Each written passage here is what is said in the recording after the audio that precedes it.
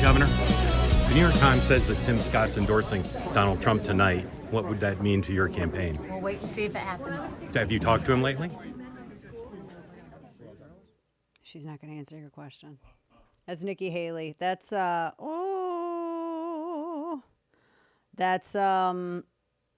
you what. She didn't look happy with that. You can read another woman's expression. You can read, and she was, did you see, like for a split second, it was ice. What? And then she caught herself for like a second. Welcome back to the show. Top of the third hour. It's Friday. Oh my gosh. We're keeping sane because we're rolling into New Hampshire. We got New Hampshire on Tuesday. And we got SHOT Show. I'm going to be at SHOT Show next week. I'm not going to be shorting you out on New Hampshire coverage either. It's still, New Hampshire gets to have their say. And then we go into South Carolina, and then it's Super Tuesday. And it might be evident after that. I mean, who knows? Maybe it's, I just like everybody as much as possible getting to say you're owed that. I am not one of the people who's going to be advocating for short-changing voices. I am not that person. So you can listen coast to coast. You can stream the show. Make sure you follow up, too, Chapter and Verse, Substack. Because Lorraine follows all of the legal stuff because she loves that. And she follows she gets into the legal weeds. And that's how I just read it and that's how I know what's going on. Because the stuff with the court cases and the Fannie Williams, all of this stuff, there's so much to keep track of. You need to know it though. So she does a good job of giving you the 30,000 foot view of it. So I would highly recommend that you go and you check that out. All right. So, that said, golly, there's so much. Man, they are duking it out with her. So there's been a couple different oppo drops on her just today. Golly. Some of it's like rumor stuff that I've heard before. I don't like getting into stuff when it involves people's families and all of that unless I've seen it with my own eyes and all of that stuff, but it's getting nasty.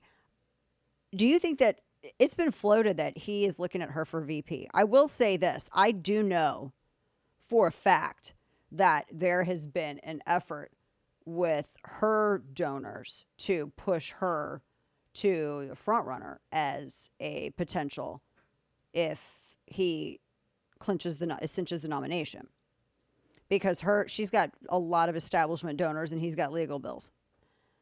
And I know that has been pushed because there are big establishment people in Texas that are pushing her hardcore. And it's a little fascinating. It's very interesting to watch this kind of play out. So just FYI, I'm telling you, keep an eye on that. Let me put this down too, just in the event that it would be. Let's say that everything goes statistically on this trajectory, say that Trump cinches the nomination. And what if he does pick Haley as his VP? You're only getting one. You can only have one term max with him.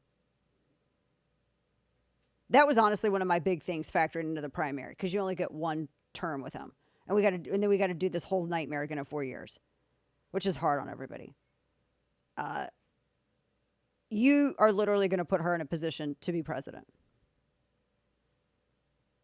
You realize that, right? It's being pushed hard. I just want you to know that.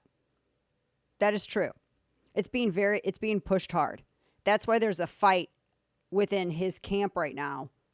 And there's not a fight, but some division in his camp over this because people are really pushing her. And there are some who are like, are you nuts to consider this? Are you nuts? So we'll see, but I'm just saying it. Someone was saying that, I don't know if this is true, if this was a campaign thing that was floated out there as to whether or not it could be Elise Stefanik. Elise Stefanik is just Nikki Haley in the House. No offense, but she's a super moderate. And I also think it would be dumb because he's from New York. I mean, he lives in Florida now, but he's from New York. You can't have two people from one state. That's just not, golly, that goes against everything because, she could even be, Stefanik could even be a super conservative Republican. She's not, but she could be. But just because she's from New York, I kid you not, I literally know people in my own family who would be like, that's like the salsa being from New York. This is from New York City. There's no way. There's just no way. That's just the way it is. I'm telling you. So I don't know. And it can't be Vivek. It can't be him. Although, have him be your like press dude. He would actually be good on that role. Yeah, he wouldn't take the pay cut. I wouldn't either. He wouldn't take the pay cut. He'd be kind of dumb too, but Anyway, so just floating that out there. I gotta play this audio for you.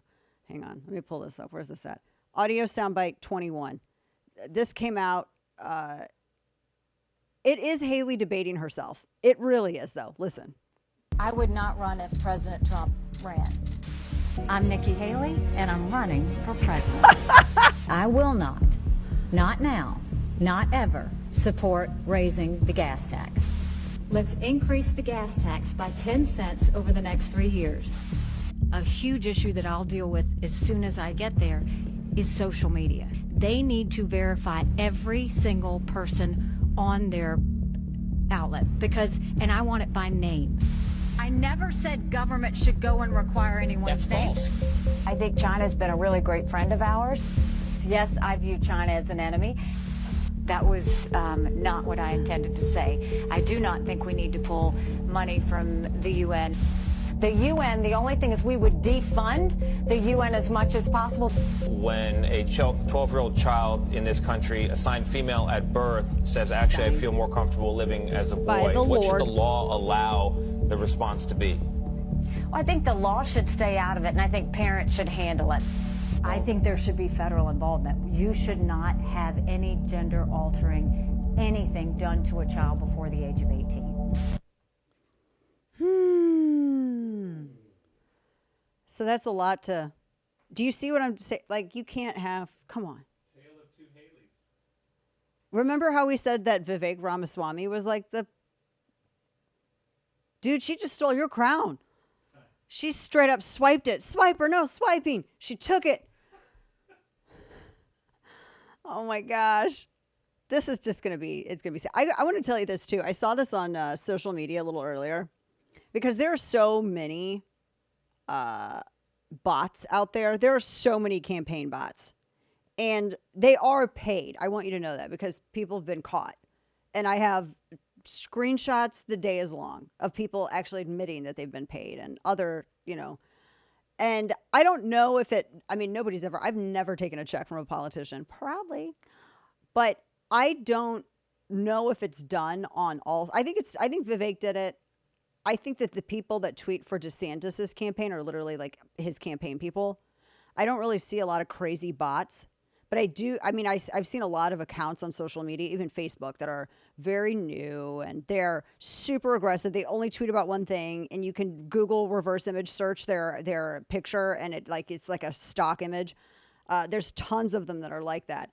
But there was one guy today, and someone sent me all of the receipts for it. It is a paid account. It's a campaign farm account they farm for engagement. And they say the craziest stuff, and they try to incite arguments and hatred and just nastiness amongst the right. Sometimes I wonder if this isn't a leftist psyop, if I'm being really honest with you. Because I think that people who truly are America first don't do this stuff. I really don't believe that they do. If they're really for America first, they're not going to engage in this stupid stuff because they're like me. I will steamroll your damn grandmother over to win. I don't care. I want to win so bad in 2024. I will steamroll over your grandmother, you, and your dog. I don't care. I'm not joking. I'm so serious. People are like, haha, Dana, you're joking, right? It's like that Star Wars Queen Amidala meme. You're joking, right? Haha, you're joking. No, I'm not. I'm Anakin. No, I'm not. Anyway, this bot, I've noticed all these accounts, and then they have the engagement that all goes with it, right? Like all of this other engagement. And so this dude was like, oh, you called Trump people cultists. And I'm like, well, I voted for him twice. What are you talking about?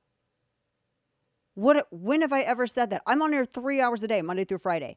Everything I write is public. Everything.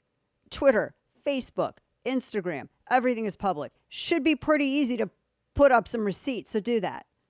Oh my gosh, and they started deleting tweets and everything else. But not after they had, and I noticed this, there were 52 accounts that were all created around August, September of 2022 until all the way up until November of 23. They all followed each other. Some of them had a number of stock photos or just like AI images. And they all were like, and it was trying to create this narrative by replying to it and trying to amp it up to drive division with this. And then they started deleting tweets and everything when the receipts came out. I'm telling you this story because not everything that you see, even on social, obviously, especially on social media, is as it seems. Not everything that you see is as it seems. And a lot of the nastiness may not necessarily be someone that you think they are. It may not be somebody that is making that vote, or it may not be an actual supporter. Because I know that if I were on the left and I wanted to try to divide the right, I would do everything. I would do this. This is exactly what I would do. Divide and make them conquer each other. I would absolutely do that. So don't buy into it. Because out of everything that I have seen, the nastiest stuff, they're not real accounts. Even on Facebook, sometimes in my Facebook comments, there's really nasty stuff. They're brand new accounts. Some of them aren't even a year old. It's purposefully to drive division on the right. So do not play into that stuff. And don't be afraid to speak out just because you see it. Because that's also a tactic of the left. The left loves to overwhelm people with whom they dissent on the right and just try to snuff out their voice just with quantity of response. So don't be afraid to speak out. Not at all. And just remember that not everything really is as it seems digitally. And give each other grace because of that. Because I tell you something, this is the last exit off the highway. However you want to look at it.